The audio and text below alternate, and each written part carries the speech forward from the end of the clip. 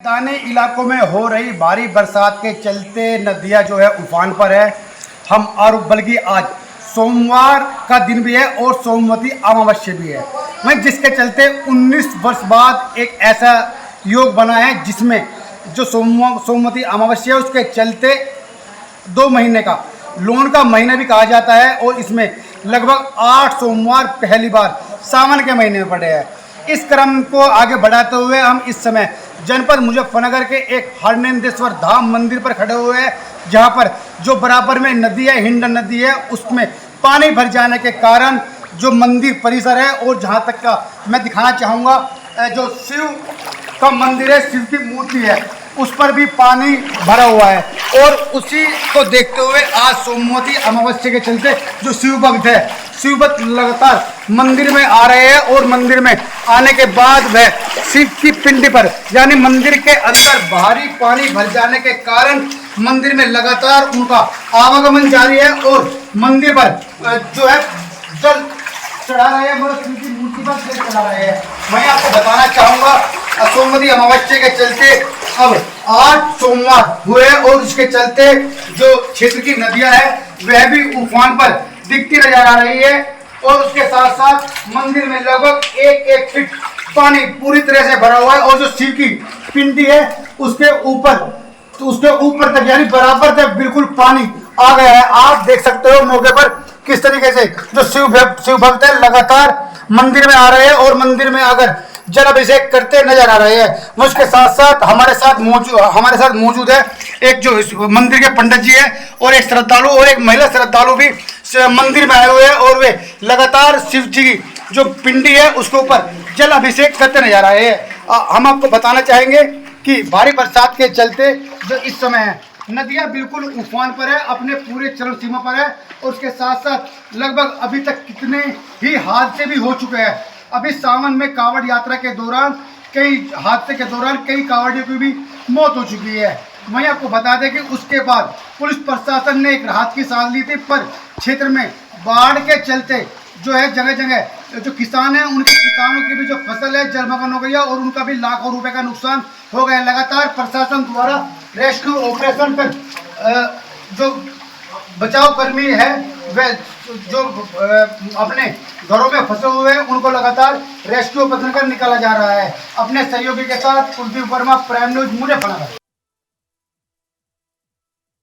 इस वक्त हम लोग मनकेश्वर मंदिर में मौजूद है और सावन का दूसरा सोमवार है। आप देख सकते हैं यहाँ पे श्रद्धालुओं की भीड़ कितनी लगी हुई है, सब पूजन और अर्चन में विलीन है। आपको बता दें कि मनकेश्वर मंदिर की खासियत अगर बात की जाए इस मनकेश्वर मंदिर की, तो भगवान लक्ष्मण जब माता सीता को वनवास से वापस छोड़कर आ रहे थे अयोध्या के लिए, तो रास्ते में यहीं वो रुके हुए थे और भगवान शिव का पूजन अर्चन अगले दिन वो किए थे, जिसके बाद उनका मन जो विचलित था वो शांति हुआ, उन्हें शांति मिली। और उसके बाद से यहाँ पे ऐसा कहा जाता है कि मनकेश्वर मंदिर जो भी आता है भगवान शिव का पूजा करता है वो कभी खाली हाथ वापस नहीं जाता है। तब से यहाँ पे लोग पूजा पाठ करते हैं और ऐसा लोगों का कहना है कि अगर दिल से पूजा की जाए, श्रद्धा से पूजा की जाए तो कभी खाली हाथ लोग नहीं जाते हैं। यहाँ पे आप देख सकते हैं कि किस तरह से श्रद्धालुओं की भीड़ लगी हुई है। बात करें, क्या कहना चाहेंगे आप मंदिर में आई हैं, कब आई हैं? आज फर्स्ट डे आए हैं। कैसा लग रहा है इस मंदिर? बहुत अच्छा लगा। इस मंदिर के बारे में कुछ बताइए। बहुत पुराना मंदिर है, बहुत अच्छा लगता है। यहाँ पे हम हर सोमवार मतलब लोग आते हर हैं। सोमवार को आती हैं? सावन सावन ऐसे नहीं आते? नहीं, ऐसे भी आते हैं लेकिन सावन में हमेशा आते हैं। आपका क्या नाम होगा? क्या करी? आपका क्या नाम होगा? शिवांगी। इस मंदिर में हमेशा आती हैं कि बस सावन के सावन आती हैं? नहीं, ऐसे भी आते रहते हैं और सावन में तो मेन आते हैं। हाँ, हर सोमवार। शिव जी के बारे में लोग ऐसा कहते हैं मनोकामना पूर्ण हो जाती है। कभी आप लोगों ने कोई मनोकामना मांगी, पूरी हुई? जी, इसका नाम ही मनकामनेश्वर है, इसीलिए यहाँ पर कहा जाता है कि जो भी मन्नत मांगो वो पूरी होती है। मांगेंगे ज़रूर पूरी होगी आपकी। सच्चे दिल से मांगेंगे बहुत जरूर। देखिए मंदिर की महंत जी भी हमारे साथ मौजूद है, ज़्यादातर जानकारी वो हमें देंगे इस मंदिर की विशेषताओं के बारे में। तो हमारे साथ यहाँ पे महंत दिव्य गिरी जी मौजूद हैं, इनसे हम बातचीत करेंगे। महंत जी, मंदिर की विशेषताओं के बारे में थोड़ा सा बताइए। देखिए, वैसे तो सावन के सारे सोमवारों में भीड़ होती है और भक्त उपस्थित ही रहते हैं, परंतु जो इसकी पौराणिकता के साथ में जो मान्यता है वो ये है कि अगर आप विशेष सोमवारों को या आम सोमवार जो महीने के सोमवार पड़ते हैं उनमें अगर आप आरती में उपस्थित होकर अपनी किसी कामना को रखते हैं तो वो अवश्य पूर्ण होती है। विविध प्रकार की कामनाएं जैसे महिलाओं की रहती हैं, पुत्र बच्चे या वर के लिए वो भी, और जो पुरुष होते हैं वो अपने कार्य के लिए, व्यवसाय के लिए या अर्थ के लिए आके अगर मनोकामना रखते हैं और आरती में उपस्थित होकर वो मन में उनकी चीज़ें आती हैं तो अवश्य पूर्ण होती है। जी। अच्छा महन जी, ये बताइए कि जिस तरह से कहा जाता है कि मनोकामना पूर्ण होता है, सावन में क्या खास है? मनकेश्वर मंदिर है, मनोकामना तो पूर्ण होती है, भगवान है हर दिन मनोकामना पूर्ण करते हैं, पर सावन में क्या खास है इस मंदिर के लिए? देखिए वैसे जैसे हम सावन कहते हैं तो स्पष्ट है कि पूरा महीना, और इस बार विशेष चूँकि 2 महीना है, भगवान शिव की भक्ति, उनका उपवास, उनके व्रत, उनके पूजन के लिए है। भगवान विष्णु जब 4 महीने के लिए क्षीर सागर विश्राम के लिए जाते हैं तो जो सारी व्यवस्था है वो शिव जी की जिम्मेदारी पे रहती है, वो संभालते हैं। और विशेष ये है कि अन्य महीनों में जो रूप है भोलेनाथ का वो जैसे कभी शांत रहते हैं, कभी रुद्र के रूप में हम उनको जानते हैं, परंतु इन 4 महीने में उनका स्वरूप बहुत ही सौम्य रहता है। इस वजह से जैसे एक आम व्यक्ति की इस भाषा से समझे कि जब कोई व्यक्ति सौम्य रहेगा, जो प्रसन्न रहेगा, तो आप कुछ कहेंगे तो वो आपको जल्दी से पूर्ण हो सकती है उसकी वो बातें। तो ऐसे ही भगवान के साथ में लागू होता है कि वो सौम्य रूप में उनकी 4 महीने में पूजा होती है। तो आप जो भी व्रत रख के, उपवास रख के, पूजन करके कुछ किंचित भी उनके लिए अगर कुछ कर सकते हैं तो उसकी उनकी प्रसन्नता होती है, और अब जो वर मांगते हैं या जो मनोकामना रखते हैं वो पूर्ण होती है। जी। अच्छा महन जी, जिस तरह से इस मंदिर की खासियत है कि मनोकामना पूर्ण होती है, एक तो रामायण से इसका जुड़ा हुआ है बात कहानी, और उसी तरह से कहा जाता है कि इस मंदिर की जो महंत हैं वो एक महिला है, प्रदेश की पहली महिला महंत है। तो महन जी, हम आपके बारे में जानना चाहते हैं कि कब आपने ऐसा सोचा कि मुझे महंत बनना है? थोड़ा सा अपने बारे में बताइए, कब वो आपके मन में आए कि नहीं मुझे महंत बनना है, भगवान शिव के पूजा में लीन होना है? देखिए ये बहुत पीछे हम लोगों को जाना पड़ेगा, ये 2002 की बात है। हम यहाँ मात्र दर्शन के लिए आए थे, और जब हम आए तो हम पहली बार में हम गर्भगृह नहीं गए, मगर दूसरी तीसरी बार में हम जब गर्भगृह गए तो ऐसा एक आभास हुआ और एक अंदर से एक ऐसी अंतर्ध्वनि सी हुई कि कुछ यहाँ पे है और ईश्वर कुछ प्रेरणा कर रहा है। तो फिर मैंने डिसीज़न लिया, और वो लाइफ का एक टर्निंग पॉइंट ऐसा था कि फिर जो डिसीज़न लिया, चूँकि अलग था, कठिन था, तो नेचुरल सा कि इतनी जल्दी तो कोई ना घर वाले मान लेते, ना यहाँ के जो गुरुदेव थे वो मान लेते। थोड़ी कठिनता के साथ में सफ़र स्टार्ट हुआ, और ईश्वर की कृपा हुई, गुरु महाराज की कृपा हुई। उन्होंने फिर अंततः स्वीकार किया, और फिर उन्होंने मुझे संन्यास दिया। 10 जनवरी 2002 को मेरा संन्यास है, और तब से मैं यहीं पे हूँ। जी। अभी कैसा लगता है मंदिर का? आपको लगता है कि आपने जो ये फैसला लिया, महंत बनी, ये बहुत अच्छा है? क्योंकि आम जिंदगी जीने से बेहतर भगवान की पूजन में लीन होना ये ज़्यादा बेहतर है, ऐसा आपको लगता है?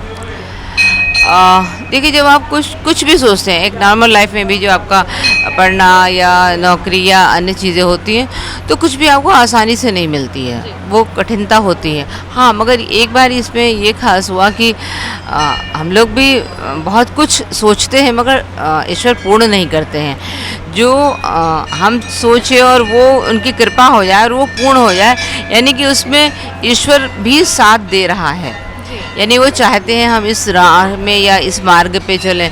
तो ये एक विशेष हुआ कि हमने सोचा और ईश्वर ने मुझे स्वीकार किया, उन्होंने मुझे अपनी सेवा में लगाया, ये बेहतर था। और चूँकि समाज से अलग लाइफ है, थोड़ा सा कठिन है, और थोड़ा सा महिला के रूप में और भी थोड़ी कठिनता है, मगर अब अच्छा है, चूँकि लंबा समय हो गया है इसमें रहते हुए, तो अब यही अच्छा लगता है। और महिलाएं देखती हैं, वो अपनी प्रेरणा मानती हैं, तो और भी गर्व महसूस होता है। बहुत बहुत धन्यवाद। ये थे हमारे साथ महंत दिव्यगिरी जी, जिन्होंने ये कहा कि उन्होंने कैसे महंत बनने का फ़ैसला लिया। साथ ही उन्होंने भी कहा कि थोड़ी बहुत कठिनाइयाँ हुई, लेकिन हाँ, महिला होने के नाते मुझे जो दूसरी महिलाएं देखती हैं वो प्रेरणा मुझसे लेती हैं कि एक महिला होकर कैसे कोई महिला महंत बनी हुई है, दूसरी महिलाओं को भी ये एक संदेश जाता है। कैमरा पर्सन दीपक के साथ अनिना मिश्रा, प्राइम न्यूज़, लखनऊ। नमस्कार, आप देख रहे हैं प्राइम न्यूज़ और मैं हूं अवधेश अवस्थी। इस समय हम औरैया के ऐतिहासिक देवकली मंदिर पर मौजूद हैं, जहां पर सुबह 4 बजे से ही भक्तों का तांता लगा हुआ है। भगवान भोलेनाथ का रुद्राभिषेक करने के लिए, जलाभिषेक करने के लिए, पूजन अर्चन करने के लिए भारी संख्या में बहुत दूर दूर से श्रद्धालु दर्शन करने के लिए आ रहे हैं और भगवान भोलेनाथ से अपनी मनोकामना पूरी करने के लिए भगवान भोलेनाथ से कामना कर रहे हैं। हमारे बीच में कुछ श्रद्धालु मौजूद हैं जिनसे हम बात करेंगे वो कहाँ से दर्शन करने के लिए आए हैं।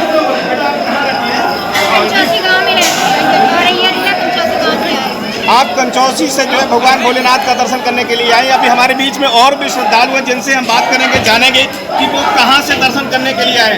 बेटा क्या नाम है आपका? उज्जवल जी, आप कहाँ से दर्शन करने के लिए आए? भगवान भोलेनाथ से आपने क्या मांगा?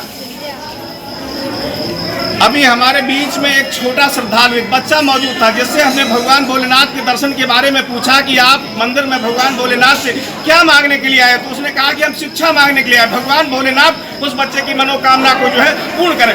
इसके साथ ही मेरे बीच में और भी श्रद्धालु मौजूद हैं जिनसे हम बात करेंगे, जानेंगे कि वो कहाँ से दर्शन करने के लिए आए हैं। अम्मा कहाँ से आई हैं? शंकरपुर, जालौन, जनपद जालौन से दर्शन करने के लिए आई। हमारे बीच में अभी और भी श्रद्धालु हैं जिनसे हम जानेंगे कि वो कहाँ से दर्शन करने के लिए आए। कहाँ से आप मैडम दर्शन करने के लिए आए? लखना, इटावा। ये औरैया का ऐतिहासिक देवकली मंदिर है जहां प्रदेश के कोने कोने से श्रद्धालु दर्शन करने के लिए आए। हमने कुछ श्रद्धालुओं से जाना कि वो भगवान भोलेनाथ के दर्शन करने के लिए कहां से आए थे, तो हमने कुछ श्रद्धालुओं से जाना जो कंचौसी थे, कुछ जनपद जालौन के रहने वाले थे, तो वहीं जो है इटावा के जनपद के भी श्रद्धालु दर्शन करने के लिए, भगवान भोलेनाथ का जलाभिषेक करने के लिए औरैया के देवकली मंदिर पर पहुँचे। वहीं भगवान भोलेनाथ से अपने परिवार और परिवार के लिए मंगल कामना की। Avdhesh Awasthi, Prime News, Auraiya.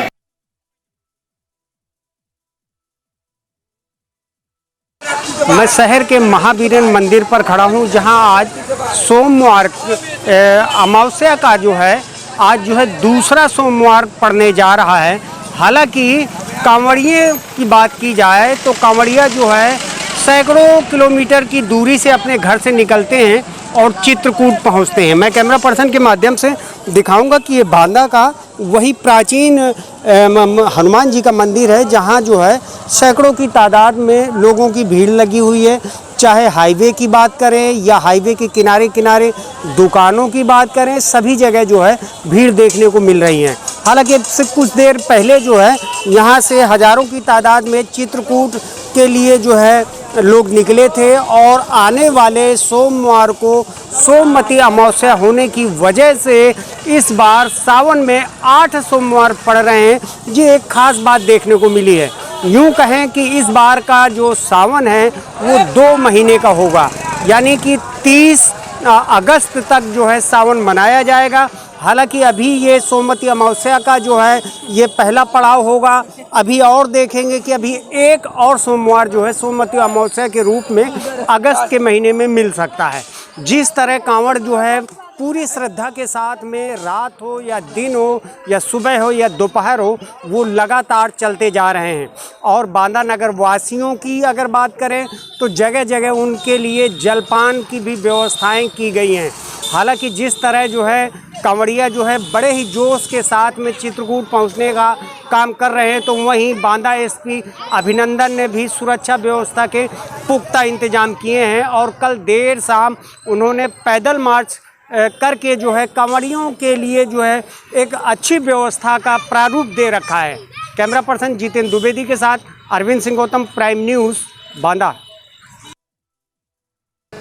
मुख्यमंत्री राजनाथ सिंह का 3 दिवसीय दौरा था। जिस तरीके दौरे में लगा हाथरस के शिवालयों पर उमड़ा शिव भक्तों का सैलाब। आपको बताते हैं कि जहां हम खड़े हैं ये हाथरस का चौबे वाले महादेव, कोई इसे कहता है मोटे महादेव, जिसका इतिहास आज़ादी से यानी अंग्रेज़ों से पूर्व का है। 250 साल प्राचीन मंदिर यह बताया जाता है, जहां पर सुबह 3 बजे से ही शिव भक्तों की भीड़ उमड़ना शुरू हो गई और 4 बजे से शिव भक्तों के द्वारा यहां दुग्धाभिषेक और जलाभिषेक और पूजा अर्चना शुरू कर दी गई है। कांवरिया राजघाट गंगा घाट और सोरोंजी गंगा घाट से कांवरें उठाकर आ रहे हैं और यहाँ पर शिव जी का जलाभिषेक और रुद्राभिषेक कर रहे हैं। हमारे साथ यहाँ मौजूद हैं भोलेनाथ के कुछ भक्त जो बरसों से यहाँ दर्शन करने के लिए आते हैं। कोई सुबह शाम आता है, कोई सोमवार को आता है, कोई प्रत्येक दिन आता है। हम बात करेंगे यहाँ मौजूद भक्तों से कि आखिर इसका इतिहास, इसकी मंदिर की से जो आस्था इनकी जुड़ी हुई है, आखिर क्या कारण रही। क्या नाम है आपका? राजकुमार। राजकुमार जी, आप यहाँ कितने समय से आ रहे हैं? मैं लगभग 6 वर्षों से आ रहा हूँ। 6 वर्ष से आ रहे हैं। कोई विशेष मनोकामना, कोई विशेष मंदिर से जुड़ी बात जो आप हमें बता सकते हैं? जो भी भक्त आता है यहाँ उसकी मनोकामना पूर्ण होती है। लगभग 150-200 वर्ष पुराना ये मंदिर, हमने सुना है कि इनका इतिहास बहुत पुराना है। जो भी यहाँ आता है भक्त श्रद्धा से ही आता है। हमारे साथ मौजूद राजकुमार नामक भक्त ने बताया कि यहाँ जो भी आता है श्रद्धा से आता है। 150-200 साल पुराना इतिहास, ये भी कहते हैं कि मंदिर का 150-200 साल प्राचीन इतिहास है। हमारे साथ भक्त मंदिर के एक सेवक मौजूद हैं। क्या नाम है आपका? मैं पुजारी जी का बेटा श्री अमन कुमार मिश्रा मेरा नाम। कितने समय से आप यहाँ पे पूजा अर्चना कर रहे हैं? कब से सेवा चल रही है आपकी? हमारा कम से कम जो हमारे पुरखे वगैरह से दादा वगैरह के ज़माने से यहाँ पे पूजा चलती चली जा रही है। कम से कम जो हमें बताया जाता है, जो हमारे पिताजी वगैरह ने बताया, 250 से अधिक वर्षों से ज़्यादा यहाँ पर मान्यता है। और यहाँ की जो शिवलिंग है वो स्वयंभू है, प्रतिष्ठित नहीं है, स्वयंभू यहाँ पे महादेव निकले थे। अपने आप पैदा हुई है? हाँ जी, ये ज़मीन में से निकली थी। और यहाँ के राजा थे दयाराम राजा हाथरस के, उन्होंने फिर यहाँ की मंदिर की स्थापना करवाई थी। अभी आपकी जो पूजा अर्चना चल रही है, सुबह कितने बजे से मंदिर पे पूजा अर्चना भक्तों का आना शुरू हो गया है यहाँ? सुबह प्रातःकाल सुबह 4 बजे से यहाँ पे आना चालू हो जाता है, बल्कि 3 बजे से आना चालू हो जाता है। और जलाभिषेक अब चकाचक बहुत अच्छे तरीके से भगवान का दूधाभिषेक, जलाभिषेक, पंचामृत अभिषेक बहुत ज़ोरों ज़ोरों से अब चलेगा। एक एक भक्त यहाँ पर अपनी अपनी मनोकामना पूर्ण करने आएंगे और रात 10-11 बजे तक यहाँ पे खूब पूजा अर्चना और दर्शन रात में किए जाएंगे। गंगा घाट से कांवरिया कांवर उठा के आ रहे हैं, तो किन किन गंगा घाटों से कांवरिया रुद्राभिषेक जलाभिषेक करने आ रहे हैं? जैसा कि आप सब जानते हैं कि क्या कहते हैं, कछला से आते हैं, राजघाट से आते हैं और रामघाट से, बहुत सारी गंगा जी आसपास जिनकी नदी पड़ती है, और काफ़ी दूर से भी आते हैं। और सभी भक्त यहाँ पे आकर के कांवड़ अपनी चढ़ाते हैं और मनोकामना भोलेनाथ उनकी बहुत अच्छे से पूर्ण करते हैं। महंत जी ने हमें बताया कि मंदिर का इतिहास 250 साल से भी पुराना है और उस समय राजा दयाराम ने इसकी स्थापना करवाई थी। और बताते हैं कि ये जो शिवलिंग है यहाँ पर, वो किसी के द्वारा स्थापित नहीं किया गया है, ये अपने आप जमीन में से स्वयंभू यानी पैदा हुआ है। हमारे साथ कुछ और भक्त मौजूद हैं जिनसे बात करेंगे, आखिर कब से आ रहे हैं, कितने वर्षों से लगातार वो यहाँ पर शिव जी की पूजा कर रहे हैं, क्या आस्था है उनकी रही है। क्या नाम है आपका? अनिल शर्मा। जय भोलेनाथ की। मैं काफ़ी टाइम से लगभग 8-10 साल से यहाँ आ रहा हूँ। भोलेनाथ की विशेष कृपा है हम पर। और जो भी हम इनसे आस्था रखते हैं, जो भी मांगते हैं वो हमारी मनोकामना पूरी होती है। और काफ़ी लोग यहाँ, आज सोमवार का दिन है, सावन का सोमवार, काफ़ी भीड़ लगती है, यहाँ मेला लगता है। बहुत पुराना मंदिर है ये। जय भोलेनाथ की। तो भक्त ने बताया कि सावन का सोमवार है और बताते चले आज सोमवती अमावस्या भी है।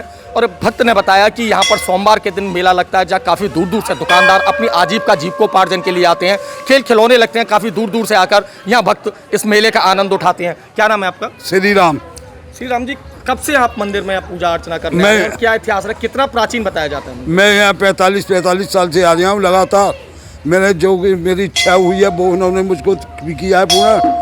और यहाँ पे आने वाले के सबरे दुख दूर हो जाते हैं और यहाँ परम आनंद, परम शांति मिलती है यहाँ आने से। और शाम को तो यहाँ ऐसा स्वर्ग हो जाता है कि बिल्कुल बाबा ये नजर आता है कि यहाँ बाबा भोलेनाथ स्वयं तुमसे बात करने वाले हैं। तो हमें भक्त ने बताया कि लगभग ये 45 साल से यहाँ आ रहे हैं और इन्होंने जो भी मनोकामना भोलेनाथ से मांगी है वो मनोकामना भोलेनाथ ने इनकी पूरी की है। मैं दीपेश भारद्वाज, प्राइम न्यूज़, हाथरस। मुख्यमंत्री राजनाथ सिंह का 3 दिवसीय दौरा था। जिस तरीके दौरे में लगातार वो कहीं न कहीं अगर बात किया जाए तो लगातार लोकार्पण करते हुए नजर आ रहे हैं। आज इसी कड़ी में अगर हम बात करते हैं, महर्षि विश्वविद्यालय में कई योजनाओं को कहीं न कहीं आगे पारित करते हुए नजर आएंगे। साथ ही साथ आपको बताते चलें कि जिस तरीके से लखनऊ के सीतापुर रोड IIM पर जिस तरीके भिठौली चुंगी पर जाम लगता था, उस जाम पर किस तरीके से निजात पाया जाए उसको लेकर ओवरब्रिज तैयार किया जा रहा था। जिस तरीके से जानकारी के अनुसार ओवरब्रिज पूरी तरह से तैयार हो चुका है और आज उसका कहीं न कहीं जो है माननीय राजनाथ सिंह लोकार्पण भी करते हुए नजर आएंगे। साथ में अगर हम बात करें तो गडकरी जी भी रहेंगे और कई अन्य बड़े मंत्री भी रहेंगे। उसी क्षेत्र की बात करें तो वहाँ के विधायक डॉक्टर नीरज वोरा, साथ ही साथ कई ऐसे कार्यकर्ता रहेंगे जो भारतीय जनता पार्टी के साथ एकजुट रहे हैं। तो जिस तरीके से अगर लखनऊ की बात करें तो लखनऊ को लगातार कहीं न कहीं सौगात देते हुए नजर आ रहे हैं, क्योंकि रक्षा मंत्री राजनाथ सिंह साथ ही साथ लखनऊ के सांसद भी हैं और वो लखनऊ के लिए लगातार नई नई परियोजनाएं, नए नए सौगात देते नजर आ रहे हैं। उनका साफ कहना है कि जिस तरीके से लखनऊ को स्मार्ट बनाना है उसके लिए पूरी तरह से वो कहीं ना कहीं दिखाई भी पड़ रहा है। तो अब वो दिन दूर नहीं कि लखनऊ के साथ साथ उत्तर प्रदेश भी उत्तम प्रदेश बनता हुआ नजर आएगा। वीडियो जर्नलिस्ट विशाल के साथ मैं जय त्रिपाठी, प्राइम न्यूज लखनऊ। हत्या कहें या आत्महत्या, जनपद में फिर एक बार सनसनीखेज मामला सामने आया है। हदगांव थाना क्षेत्र के सिठौरा गांव निवासी राजेश, जिनकी लड़के की शादी 12 मील यानी हुसैनगंज थाना क्षेत्र में हुई थी और राजेश के बेटे की पत्नी ने आत्महत्या कर ली थी। आत्महत्या को लेकर लड़की के परिजनों ने तहरीर दी और राजेश की पत्नी और बेटे को पुलिस ने जेल की सलाखों के पीछे भेजने का काम किया। उसी मामले को लेकर राजेश अपने बेटे की ससुराल सुलह समझौता के लिए गया हुआ था। तब वहां पर अचानक जानकारी निकल के आई कि राजेश को किसी ने गोली मार दी और देखते ही देखते सनसनी पूरे गांव में फैल गई। आनन फानन में लोग एकत्र हो गए। वहीं पुलिस को सूचना दी गई। मौके पर पहुंची पुलिस ने राजेश की बॉडी को पंचनामा करते हुए पोस्टमार्टम के लिए भेज दिया। परिजनों की मानी जाए तो मृतक राजेश के बेटे ने ये खुला हुआ मीडिया के सामने बयान दिया कि मेरे पिता की हत्या जो लड़की के पक्ष वालों के द्वारा की गई है। वहीं पुलिस का बयान आया कि राजेश की जब बात नहीं बनी तो राजेश ने आत्महत्या कर ली। Mumtaz Ahmad, prime news, Fatehpur. सड़क सुरक्षा अभियान को लेकर पीलीभीत में सड़क सुरक्षा अभियान पखवाड़ा मनाया जा रहा है, जिसको लेकर 17 जुलाई से लेकर 31 जुलाई तक ये सड़क सुरक्षा अभियान पखवाड़ा चलेगा। सड़क सुरक्षाओं में दुर्घटनाओं में कमी लाने के लिए पीलीभीत प्रशासन ने जिस प्रकार से देखा जाए सड़क सुरक्षा अभियान पखवाड़ा शुरू किया है, इसको लेकर पीलीभीत में बरखेड़ा विधायक ने हरी झंडी देकर सड़क सुरक्षा अभियान पखवाड़ा का शुभारंभ किया। वहीं स्कूल के बच्चों ने संदेश देने की कोशिश की कि किस प्रकार से सड़क सुरक्षा अभियान में लोग वाहन चलाते समय हेलमेट का और 4 व्हीलर चलाते समय सीट बेल्ट का प्रयोग करें, जिससे कि दुर्घटनाएं कम हों। जिस प्रकार से उत्तर प्रदेश सरकार दुर्घटनाओं को लेकर चिंतित है, उसी को लेकर पीलीभीत पुलिस प्रशासन ने ERTO ने मिलकर पखवाड़े की इसकी शुरुआत की है, जिसको लेकर सड़क सुरक्षा में लोगों को सुरक्षित चलने के निर्देश भी दिए जा रहे हैं। प्राइम न्यूज़ के लिए करण सिंह की रिपोर्ट पीलीभीत से।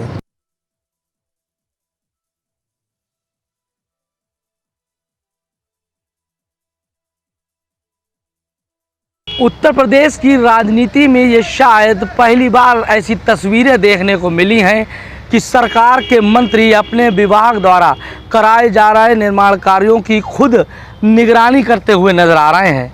जी हम बात कर रहे हैं उत्तर प्रदेश सरकार में PWD मंत्री जितिन प्रसाद की। कल उनका शाहजहांपुर दौरा था और उनका काफिला लोधीपुर क्षेत्र से गुजर रहा था। इसी दौरान उन्होंने खन्नौत नदी पर निर्माणाधीन सेतु को देखा और अपने काफिले को रुकवा दिया। उनके साथ PWD के बड़े इंजीनियर और बड़े बड़े अधिकारी भी साथ में मौजूद थे। इसके बाद वह अपने काफिले के साथ, मेरे पीछे आप देख सकते हैं, ये शाहजहांपुर की खन्नौत पर नदी पर बनने वाला निर्माणाधीन सेतु है। इस सेतु पर वो इस रास्ते से चढ़े और पिलर पर अधिकारियों और इंजीनियरों के साथ उन्होंने इसकी गुणवत्ता की जो है पूरी जानकारी ली।